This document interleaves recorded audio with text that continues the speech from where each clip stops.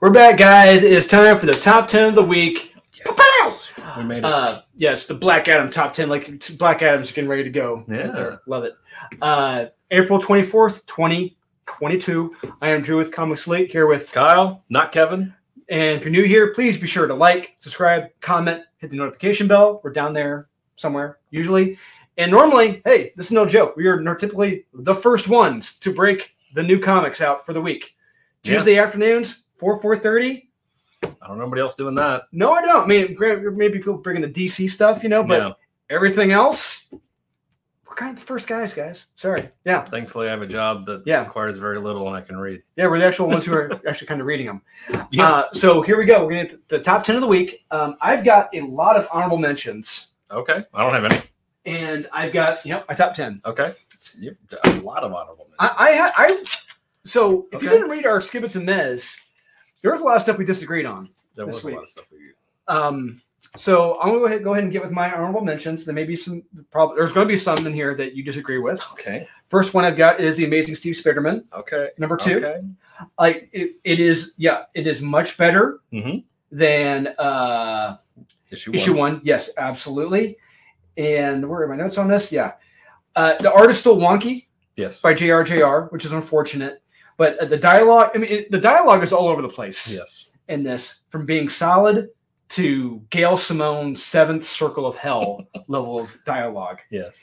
But the best line of dialogue in this whole comic comes from one of Norman Osborn's grandkids talking to Peter. It was hilarious and on point. So my grandpa says you're so smart that you're stupid. Yeah. It's like that is terrific. Yeah.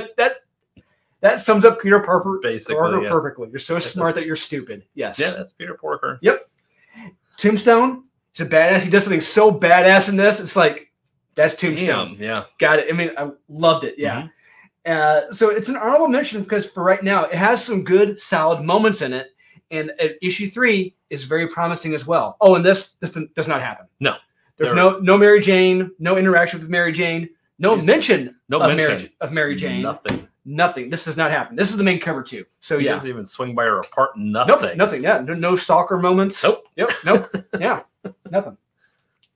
Straight stalker case. Yeah. Yep. All right. Next one I got is Triskele. Okay. Triskele, number 1. So I really enjoyed this. The art to me by Monoramus is terrific. I love the art in this. I thought it was terrific. Okay. So we get into Celtic lore with the story, which is very cool. I like that. We have a kid named Alec, who has been chosen for a big role on the night of Samhain. Samhain! Yes, keyboard warriors. We know it's pronounced Samhain. Yes. Deal with it. It's more fun and silly to say Samhain. Yes. Like it's a middle school, troublemaker. Yeah. Will someone wake up Samhain? Yeah. And so, Mr. Hain, you don't own that desk. Quit writing on it. So a sword is found after he and his friends go frolicking through the woods, and maybe there's a prophecy to be fulfilled set by Merlin.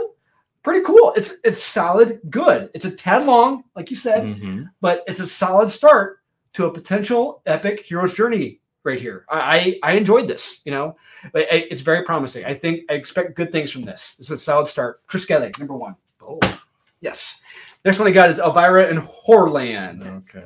So Elvira and Horrorland. I had fun with this. It's well illustrated. It's funny at points. I thought it was actually funny at points. Yes, it was. Others were kind of groaners, but I had fun reading this. I had fun. I thought the art was the best part of the book. Art is damn good in this. Art is really good. Art is really good. Elvira is on the set of Psycho. That's it. It's fun. I had fun with this because I enjoy Psycho. I love Hitchcock. I like Elvira. It's fun. It's a fun read. Yeah. Watch the movie. You can watch the remake. You don't spoil it, Kyle. Don't spoil it. He did not spoil it. I didn't. Next one I got is Good Boy, Volume 2, number 1. Okay. Yeah. So like you said in our Skibbits and Mez, this was good because it's veering away from the John Wick movie. And where it goes, like you said, the farm.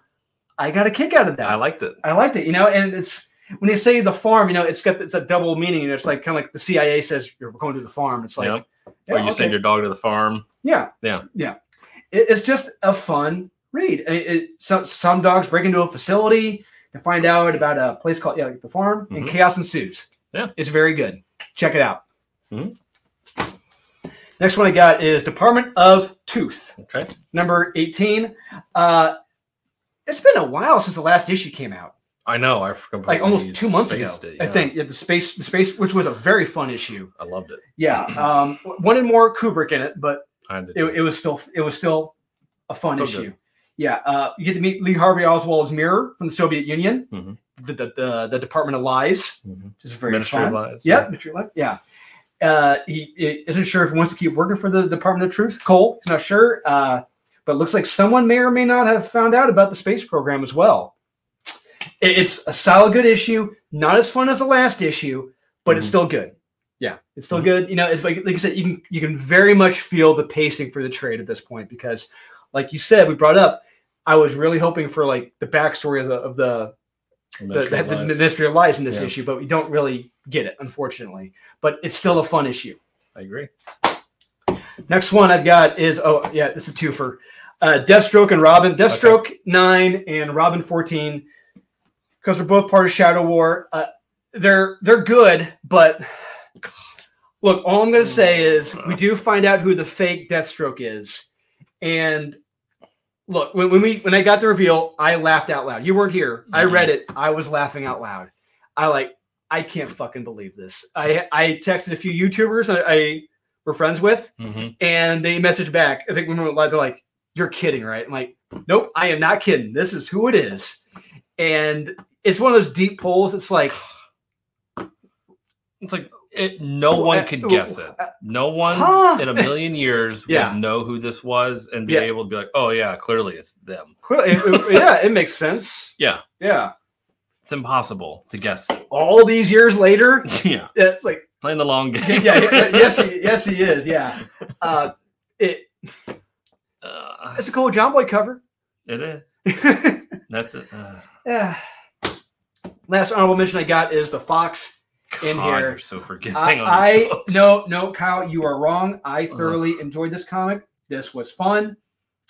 Where are my notes on it? Yeah. So 2 kids who were lifelong friends had parents that went missing, and now they're rescuing kids who have been kidnapped as the Fox and Hare. Yeah, they rescue a kid who's broken into a facility to steal some information, and what this kid stole leads to some very head scratching and shocking info for everyone. I thought, maybe I'm wrong. Yeah, and some people in charge aren't too happy with this info getting out either. This was very well paced, some good action, good dialogue. Yeah, it's an honorable mention. It got bumped out of my top 10. So, yeah, it's Jerry on career day. It's a fun read. Check it out. Fox and Hare, number 1. Here we go. Creme de la creme, top 10 of the week. Okay. This is going to be very interesting. Yeah, I'm really worried now. Issue number 10. Number 10. I've got Batman and Beyond the White Knight. I have Bloodstained Teeth. Okay, that was a skip it for me. It was a skip it. All right, explain to me why it's in your top 10. I like this world. Now, this cuck of a vampire may be a different story, and that's perfectly fine. I don't necessarily have to like that guy, but I like the aspects. So this vampire is tasked with killing everybody he's turned into vampires. Otherwise, this council of vampires will kill him. I like that premise. I like that setup because he was doing it under the table for money or whatever, turning people into vampires. So I like that part of it. I like there's a really good fight in this. It's like they live almost at points where this boxer, but it doesn't. It's like I did not buy it for a minute that this boxer would lose to this guy. It's like, are you kidding me? The fact that he did tire him out like that. I get it, but I'm like, you realize how strong and how much cardio boxers have.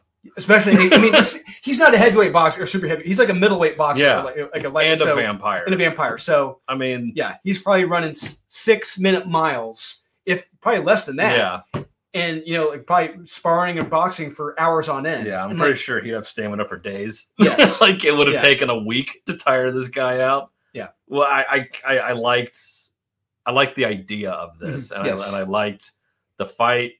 Now the main character, I don't know if I really like him all that much, but I thought this was fun this week. Okay. Batman White, why is that so low? Number 10. As Sean would famously say, I have so much more gooder stuff. Wow. So yeah. So I had no idea coffee could disable the Batman Beyond Supersuit stealth mode like that. It's like, it reminds me of the movie Beavis and Butthead Do America when they're in the trailer and they're on like the old guy's trailer and Beavis is drinking the Coke. Yep.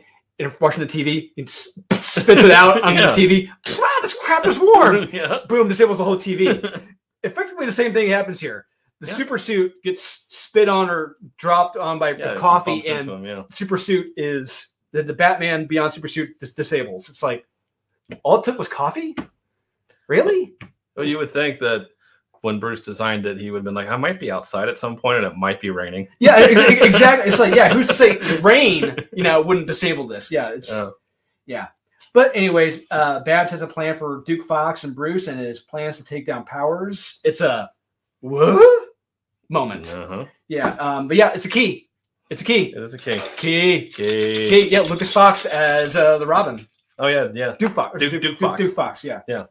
Yep, we get the truth of the Wayne Powers relationship and when it started. That was cool. Yep, and then we get the first confrontation between the two. Yes, we do. Yeah, it's a solid, good start. Solid art. Yeah, recommend. Okay. It's a number 10. Number 10, yeah. Damn. Yeah. What crap do you have higher than that? I have a lot, much more gooder stuff, Damn. as Sean would say. Okay. Number 9 of the week. Number 9er. Task Force Z number 8. I have Ultramax. Okay, Jeff Field. I think that was in my honorable mentions. No, it was in my mess. Yeah. Okay, why don't you finish my thoughts? This was a very interesting book. Yes, it absolutely. Wasn't what I thought it was going to be. Likewise, yeah, it was not all. No. It's like you said, in this world, we're introduced to a guy who killed the superhero guy, the Red Hawk, and it's basically Andy Dufresne showing up to Shawshank Redemption kind of esque. Except he did it. Like, yeah. But it's like the newbie in prison. This guy's been to jail several times, but he's never been to prison, so he doesn't know how this world works. And I like the main character. I like the story. I like the premise. I have no idea where it's going to go. And then at the end, I was like, holy hell, I really have to know now what's going on with this. So yeah, this was a fun read, and I was really surprised by it this week. So yeah, if you got extra money, pick it up. It's fun. Yeah. Okay. Task Force Z number 8. This was hysterical and awesome. Loved it. Yeah. The 2 pages with Professor Bloom and the lab assistant are gold. There's a couple pages with Professor Bloom. He's talking to his new lab assistant. It is perfect comedy. Yes, It's a dark. It's very dark, but it is hysterical. It is terrific. Yeah. Jason in the Red Hood talks to Barbara. It looks like he may or may not have used her for something. On top of that, he has a little chit chat with Nightwing, and then he's swiftly outnumbered. Right after that. Yeah. Very action packed, very fast paced. So much damn fun in this comic. I love the series. Can't wait till it's collected. Strong recommend. Task Force Z number 8. Every issue has been in my top 10, I believe. So likewise, yeah. Yeah, this is a terrific series. Sure, I didn't read it. Of course you didn't. Didn't have time. Number 8. The Ocho of the week. Hunters number 1. New Burn. Netflix pitch. New Burn number 7. Probably recently canceled Netflix pitch. Yeah, number probably. 7. Why don't you finish my thoughts? I don't know. I like this more than you. It's like there are several books that are Netflix pitches, as you claim it is. And that's fine. I'm not claiming it is. And then there's nothing wrong with that. You knock it for that. No, I do, because I mean, if you're doing a series this low bar, this low stakes, this very easy, generic, cookie cutter story, it's like this is a Netflix pitch. You're showing how cheap you can make this TV series. This is not a comic book filled with vivid imagination. It's not that creative. It's just, I think it's creative. You got this this is guy. This is dope. Yeah, you got this guy who's now a private eye tasked with helping out all of the Yakuza, Russian, all these mobsters and getting off on stuff and helping them solve. It's like, I like that aspect of it. I think the characters, I like him. Yes. Now the sidekick, strong woman character can, the fact that she gets validated in this by him about how great she is. Like, he literally says, like, you're like the smartest person ever. I was just like, go to hell.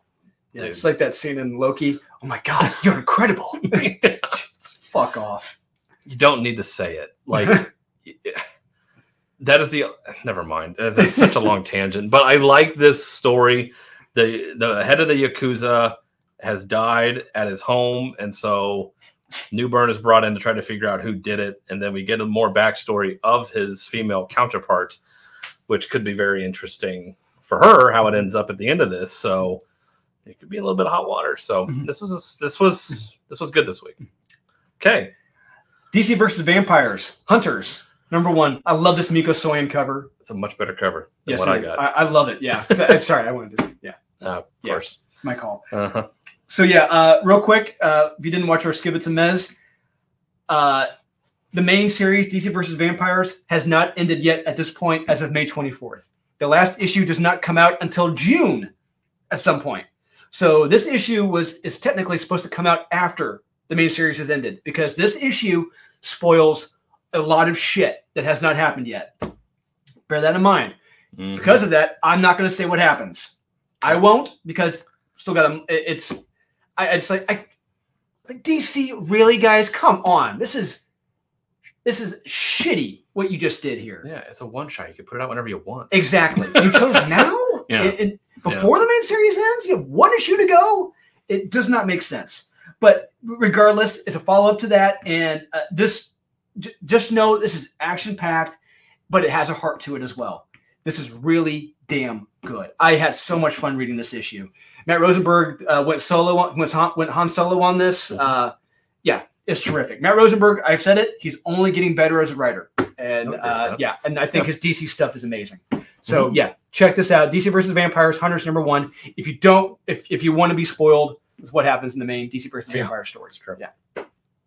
Okay. Good. Great. Wonderful. 3, 7. #7. Boom. Hulk, #7. Task Force Z, #8. All right. Why don't you finish my thoughts on Task Force Z? God, I love this series. Yeah. This is just a guilty pleasure every time it comes out. It's that fast food, greasy cheeseburger that you don't need, but you love eating. I was going to say it's the greasy pork sandwich served on a dirty ashtray. Yes, that's exactly what this is. Greasy pork sandwich served on a dirty ashtray. Task Force Z. Yep. I mean, I like the two-pronged attack they have in this. They have, so Jason is just going into the Batcave, and we have Harvey Dent leading Solomon Grundy. Yes, and it's hilarious. Like, just having Harvey Dent being in charge of I mean, it's hilarious. And that's the joke. It's like, why is this psychopath in charge? Yeah, like, it's so fun. Like, just ridiculous scenarios you put these characters in, and then stuff with Dr. Bloom is absolutely hysterical. Yes. It's 2 pages. Yes. But it's comedy gold. Yes, you have the straight man and this deadpan Dr. Bloom who's like Leslie Nielsen, like saying hilarious things, but saying it so deadpan. It is so funny. Like, I can just hear it. Yeah. It's so great. We have good fights. And then we have Batman kind of on his heels a little bit in this, not really knowing what to do, what's going on. And I like that part of it, where these guys are, 5 steps ahead, even though they're absolutely retarded. It's perfectly fine. So, and then you get the Bat family showing up. Awesome fights there. This is a solid recommend this week. Absolutely. Yeah. If you haven't read this, please read it. Absolutely. Yeah, do it. Yeah, Eddie Barrow's on the art. So come on. Art's so good in this. Yeah. Oh, Eddie Barrows, he didn't do the art in this issue, at least. But the artist who did this, he was terrific. Yeah, Herbert. Congrats, man. Great. Terrific art. All right, Bulk. Yeah, Bulk, #7. Banner of War, low. Part 3. Hey, really? It's in my top 10, man. Come on. 7. No. 7, right? It's Banner versus Iron Man and Thor. The big difference now, Hulk doesn't know he's not in a simulation fighting Thor and Iron Man now. And not good. Yes. Nope. And by the end of this, things have taken a very, very, very, very sharp turn. And let's just say it does not look too good for Iron Man. No, it doesn't. No. Action-packed, violent as hell, fast-paced. You got to be reading this. It is just so much fun. 3 letters, 1 word, fun. Hulk #7, Banner of War Part 3. It's only #7. I know. Damn. Yes. All right. Yes, yes, yes. Hmm. 6. Number 6 of the week. Here we go. Boom. Swamp Thing number 13. I have Moon Knight Wow. number Why 11. speaking of so low, why is Moon Knight number 11 so low? Because it's good. Why is it so low? It's great. It's wonderful. Why is it so low? But it's still good. I mean, it's good. We have Moon Knight with back against the wall. He needs to stop Zodiac from carrying out a plan to kill everyone in his neighborhood. I like that. Like he's threatening just Zodiac's like, I'm going to kill everybody in your neighborhood. Yeah. It's like, all right. I feel like I don't give a shit. Go ahead. There's a great line here. I think that sums up Moon Knight very well. And he's speaking to people and he's like, it's already been an ugly night. Let's make it uglier. I love that line. It was so good. This is such a fun issue. The fight scenes in this are awesome. Zodiac is an awesome villain. Good art. Solid recommend. Pick this up. Swamp Thing. I got Swamp Thing number 13. Oh, it's so low. Why so low? I got so much more gooder stuff. Jeez. Yeah. So we see that this factory, what this factory is doing in Detroit, and it's pretty fucked up shit what this factory's doing. It's Detroit. Welcome to Detroit. Yeah. Welcome to Detroit. Yeah. Yep. But Swamp Thing and Hawksmoor, they got a plan. Let's try starving it. It's like, all right, clever. Touche. See where it goes. But they may need some help. Mm-hmm. Meanwhile, Trinity learns some stuff about humanity, which is good in her part because she's not human. Yep. But it looks like the Parliament of Trees isn't happy, and they're gearing up for war. Oh yeah. At this point, and Levi, is he the best choice? Maybe. This was damn good. A lot of fun as well. Yeah. Swamp Thing number 13. Check this out. Mike Perkins on the art. Beautiful as well. Once again, gotta check this out. Yeah. Okay.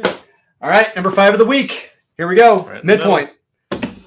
Not showing off. Not falling behind. Number 5. The Rush, number 6. Batman Beyond the White Knight. Okay, so book 3. You did not like The Rush number 6. I didn't. All right. So this issue, like I said, this is the final issue for The Rush. I thoroughly enjoyed this. We get caught up with Caleb, her son, what happened to him, and what the town and the obsession did to him as well. There's a moment in this that's so dark and powerful. It boggles the mind how the Eisners completely skipped over this series. Yes. There were a lot of series that the Eisners skipped over, and this is one of them. For sure. This gets wild and crazy and bloody, but it has a solid ending that sticks the landing, in my opinion. Was it the best?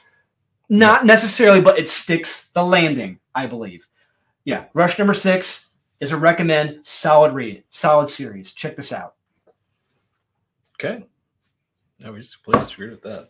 Batman Beyond the White Knight. Still good. So we're seeing more of Terry slowly starting to put the pieces together. What happened to his dad? We see Bruce and his wife having to, come together for a moment now. And there's something that's going on that they may need to team up possibly and work together on. Solve a new problem-ish. It is a key. This has been a lot of fun. We get a fight between Bruce and Terry. And with promises of more to come, probably. We don't know yet, but this is awesome. If you haven't been reading this series, Sean Murphy is just killing it right now with this. So fun. We do get the new suit. He's putting it on here. See the new bat suit. It's awesome. And it's fun because the Joker, if you haven't, we're 3 issues in now, so we can say it. The Joker is in his head. The Joker is a microchip, playing in his head. So he'll be talking out loud to the Joker, and people will be like, "Who the hell are you talking to?" I'm just talking to myself. Sorry. Yeah, Dick thinks he's going crazy or somebody's helping him on the inside and all this stuff with the GTO and. I love this series. I love the atmosphere. I love the storytelling. I mean, it's art is beautiful. The dialogue is fun. It's just a fun series. Yeah. It's only getting better, which is what I like about it. So this is a solid recommend this week. All right, here we go. Okay, number 4. Number 4 of the week. Whatever could be the number 4 pick of the week. Ice Cream Man. Okay, I have Hulk. Okay, number 7. Why don't you finish my thoughts on the Hulk? Holy shit balls. This book, it's insane. The fight in this is absolutely insane. And everything feels grand. Like the grandiosity of this, especially what happens at the end when you see something happen in this book to a certain character. I was just like, and you see the character staring at him. It's like, dude, you're fucked. Yeah, it's like, holy hell. I'm like, that just happened. Where do we go from here? I don't know. And then you get the last panel, and it's like, uh-oh. I mean, it is absolutely insane, and I'm along for this ride. I love it. The art is good. All I gotta say is, I said it before on Thinking Critical on Wes's channel. This comic, a lot of people start reading comic books when they're like 7, 8, 9, 10 years old. Any 7 or 8-year-old kid is going to flip and love this. Yes. This comic brings out the inner child in me, as I'm sure it brings out the inner child in you. 100%. It is just straight up fun. It is just a fun comic. Please give it a shot, guys. It is hysterical. It's terrific. It's action-packed. You got to check this out. It is just so much fun. You have Thor and Hulk and Iron Man. And Iron Man. And Odin. Yeah, and Odin. And Iron Man is in a celestial-size Iron Man suit. What's not to love about any of that? And they're all fighting each other. And the art is terrific. Yes. You have to pick this up. Just give it a shot. It's so fun. Yeah. Read it. Okay. Ice Cream Man. Ice Cream Man. Number 30. Woo! This issue. Holy crap. So a scientist in a testing lab is conducting a low-level hallucinogen test on 2 guys to see if there's benefits of using it on healthy adults. Nope. And from there, things just get stranger, crazier, nastier, scarier, and creepier. Yeah. Both guys start experiencing different side effects. It's all I'm gonna say is that before I turn each page in this comic, I am terrified to discover what will be coming next. I don't want to see what's gonna happen. I don't. I think because each page, it just the hallucinations just get worse and worse. It's like, God damn it, I don't want to see it. I don't want to see it. But by the very end of this, it's like it's a mind fuck. It's like, it really is. Wait, what? So they were testing? Whoa, oh. Yeah. Yeah. It's that loop of uh-oh. Like It is a damn good issue, guys. Ice Cream Man number 30. I thoroughly enjoyed this. Yeah. Didn't read it. Of course you didn't. All right. Top 3 of the week. Here we go. Okay. Creme de la creme. Number 3. I've got, boom, Action Comics 1043. Gunslinger Spawn. Oh, that came out. I forgot to read that. I know. Damn it. Of course. Why don't you talk about what I missed? Badass issue. God damn it. Gunslinger Spawn is slowly learning what happened to him. He's getting revenge on anyone who pretty much hurt him in the past. We left him at a bar last time, and now we see the remnants of what happened when he was at the bar. And I don't want to spoil anything, but you have to read this issue. This art, the paneling, the storytelling is perfect. Like, I mean, it's hard to find a gripe for this book and this series. Brett Booth is still on it? Yes. God damn it. So, yeah, solid recommend this week. If you've been reading Gunslinger, continue reading it. If you haven't, read Gunslinger Spawn. Action Comics 1043. I thoroughly love this issue clearly. To a point. Okay. Great opener. It opens with the real Superman. Yes. Yeah, and his journal entries saying, remember your wife and son, and remember what to do. Remember what it takes to see them again. Remember what you got to do to get home. That's perfect. It is. I loved it. Great opening. And we see what happened to Manchester Black, and it's nasty. It's pretty gross. Pretty gross, yeah. Thankfully, Superman shows up, and we get a little more info on that Genesis material and what the repercussions of it being removed could cause to the planet as well. But it looks like, Mongol has an ace in the hole, for everything. And then Superman is given a Sophie's choice of whom to rescue first, but they come with consequences. Each one is like, ooh, yeah, it is a real Sophie's choice. It's like, who do I go with here? Yeah. Neither. Yep. Strictly, yep. And finally, we see what Mongol is seeking, and if he gets it, it's game over pretty much. Only At that point, yeah. On this, it's very Infinity Stones ish. I thought it was. It was kind of like a sure, whatever. Yeah. It's very underwhelming now, but it's okay. You know, it's a strong issue, but then when you get to the gems, yeah, it's like, really, guys? How they're really, drawn and how they're colored. Yeah, how they're it's like there's like 6 or 7 different gems. It's like, are you kidding me? I'm like, this is a DC book, right? Yeah. Talk about people, right? It was like, Phil, we're talking about Infinity Stones here, right? No. But anyway, they go inside of a fist covering but it's leather device instead of metal. Yeah, I think. Yeah, it's like, God damn it. Yeah. But once again, the art in this is drop dead gorgeous. It is. Yeah, Art's good. It is beautiful. Loved it. It's still a recommend. Just be prepared when you get to the part with the 6 or 7 different gems. It's like, God damn it, Philip, come on, man, you're better than this. But they're different. It's still a damn good issue. Okay. Okay, number 2 of the week. Gunslinger Spawn. Hey, Ice Cream Man. Ice Cream Man. All right, so you just talked about Gunslinger Spawn. I'm going to talk about Gunslinger Spawn real quick. I love this issue. Yes. It looks like our buddy, the Gunslinger, has run into an old friend, if you will, from way back in the day. But how is he still alive? And what this guy is, it gets nasty with what this guy is. And She-Spawn really pushes the Gunslinger's buttons, and she finds out who really matters to him. You know, it's like, okay, makes sense. But we all learn where this story falls in the timeline with the other Spawn titles. Yeah, now we kind of know. Yes, like, oh, okay, now we got it. Yeah, but like you said, art by Brett Booth. It is gorgeous and so fucking detailed. Yes, it is incredible. I mean, we're spoiled with having Brett Booth on the art. 100%. Yeah, and 100%.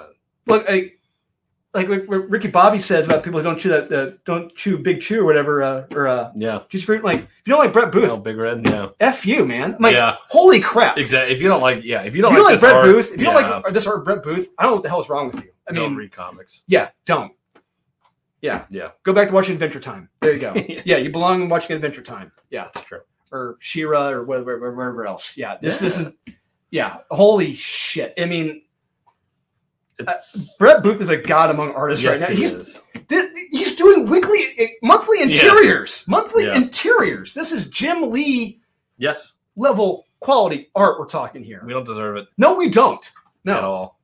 We were spoiled with this in the 90s. Now it's like, what the hell is this? Yeah. After reading a bunch of Marvel X-Men titles and everything, it's like a bunch of lazy jackass computer artists. Yeah. This is you get this. Yeah. Guy who can actually legit draw. Yeah. It just jumps off the page. Absolutely. Every single panel. Yeah. Every single panel. It is ridiculous. Yeah. Everything, it feels kinetic. Everything moves in that story, it feels like. Even when they're sitting and talking, it's like even the way he draws grass, and it's like it has movement. You can hear it. You can hear everything. It's just like, God, man, that's perfect. Like, gives me chills. It's like what Magneto told Pyro, you are a god among insects. Brett Booth is a god among insects in this issue, his art in this issue. And we got to interview him sometime. Please. And hopefully, are you coming to Dallas? No. Damn it. So hopefully I'll get to meet him in Dallas next month if he does come. If he does come. Yeah. We'll see. Yeah. All right. Ice Cream Man. Ice Cream Man, number 30. Holy shit. Yes. What a wild ride. Yes. And this is the reason why I'll never sign up for any drug testing ever. See, movie Dirty Work it was number 1 for me. Like, well, I'll never do it. Yeah. This is number 2. This, I don't even want to spoil it. But it just. Oh my God. Drug testing in this, it is absolutely insane.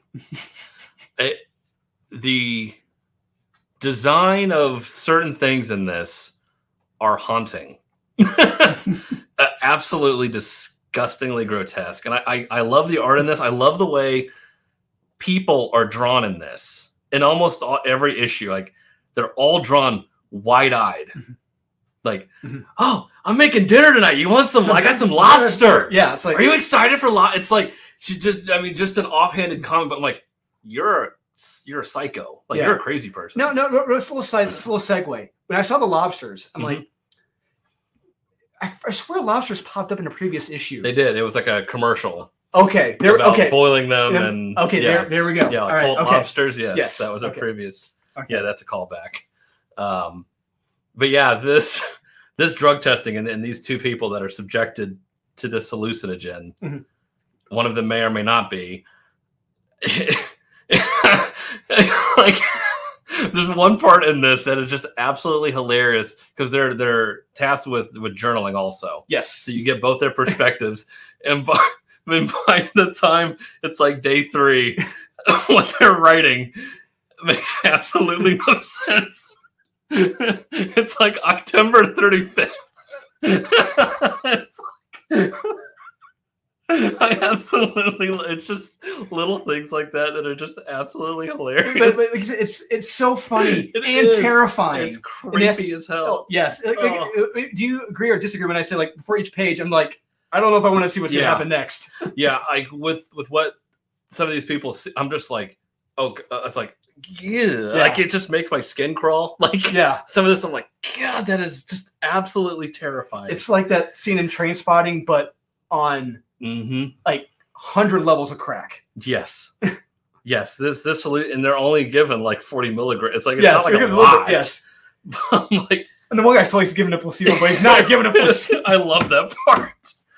And then how it ends is just a total mind fuck, and it's just like, I love this book. I think it's another series was not nominated. That is a crime, absolute crime. This is some of the best stuff out there right now, hands down. Read this; it is so fun and hilarious and creepy and disgusting. It's got everything in there. Solid recommend. Absolutely. Here we go. Ooh, number 1 of the week. That was teetering on being number one. It's fair. It's very fair. Absolutely. Teetering. Number 1 of the week. Here we go. I really have no idea what the hell's left. I've got number 1 of the week. I've got Moon Knight. Number 11. I have Swamp Thing, season 2, number 13. All right, Jaffiel. Why don't you talk about Swamp Thing? Ram V and Mike Perkins are an absolute dream team. Like, they have perfected the art of storytelling and marrying it with amazing art. I love the Parliament of Gears taking over Detroit and all of that. Like, because it makes perfect sense. Yeah. Like, you have a machine now taking over, it's a sentient machine. It needs human. It needs to make things. Yeah. And when it runs out of raw material to make things, it finds another way to make things, and it does it ever. And we have the trees losing faith in Eli, possibly. Levi. Yeah, Levi. I thought they said Eli. Levi. Oh, yeah. So, and then, like you said, we have Trinity out in the world now, and she was born from a nuclear explosion. Yep. And obviously, with that comes radiation. Obviously. So, we see her having to decide, what to be, like good, evil, good, bad. It's that, it's that play on nuclear weapons. Are they good or a bad thing? I just love everything in here, and it's the art. I cannot state it enough. Mike Perkins on this art, it's so fitting. It fits everything to a T. Mike Perkins is another guy, another legendary artist. He's been doing this for a while. I mean, I first recognized him when he was doing The Stand. That's when his art on if you never read The Stand, his art on that is amazing. It is how he draws Randall Flagg is terrifying. But his art in this, he has not lost a beat at all. If only thing, he's gotten better, if anything. I agree. It's all of this. It feels so massive in scope when you talk about this, a whole city, and then the trees having to come together and say, okay, we need to fight this thing, but how do we do it? It's like, can we trust you? And who's going to be the right avatar? Yeah. We don't know. But this thing needs to stop. This Parliament of Gears is insane. And then you have a nuclear explosion walking around. A walking nuclear explosion. Yeah, she is. So all of this is, and it's massive and scary, but it's also human also at the same point. Which is great. Those are the type of stories I like, big stories, but condensed to where you're following a small number of characters. Yes. Those are the ones I like. And Yes. and Rom does a great job with that. Yeah. It's going great. It's still going. I cannot wait to see how this goes. I'm going to pick it all up when it's all together. Can't get enough of it. Solid recommend this week. That's why it's my number one. And I got Moon Knight number 11. This is my pick of the week. I love this issue. Okay. Moon Knight and crew have one mission: save the Doctor. No one else matters. Yep. Well, he actually, I'm like, yes, that's great. Yeah. And then we get Zodiac's mission and why he's doing all of this. And yeah, he's fucked up. Yes. He doesn't like what Moon Knight's become. You know, he misses the old Moon Knight. You know, don't we all? He doesn't like this more loving, caring, gentler Moon Knight who's opened up to other people. You know, no Mr. Knight. No Mr. Knight. Yeah, yeah. All these friends and people mission. They've all made him weak. Yeah, yeah. But in order for Moon Knight to get back to the mission, which is far away, he needs help from an outside source. Did not see that coming. It's like, oh no. Okay, there we go. Yeah, really damn good. Solid art, dialogue, pacing.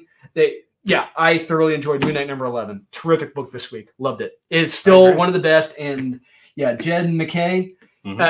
Clearly, this is the best work he's doing of his career right now. Everything else he's doing doesn't even come close to Moon Knight. Sure. I'm sorry. Look, if you like anything else he's doing, no, it does not come close to Moon Knight. Yeah, like read this first. Yeah, really read Moon Knight. Then you'll realize, oh yeah, this isn't that good. This isn't that good. Yeah, this is where his focus is. So there you go, guys. That's our top 10 of the week. What do you think? Am I 100% right? Is Kyle 1% incorrect? Right? Let us know in the comments. Please remember to like, subscribe, comment, hit the notification bell. It's down there somewhere, usually. And we'll see you guys again in our next video.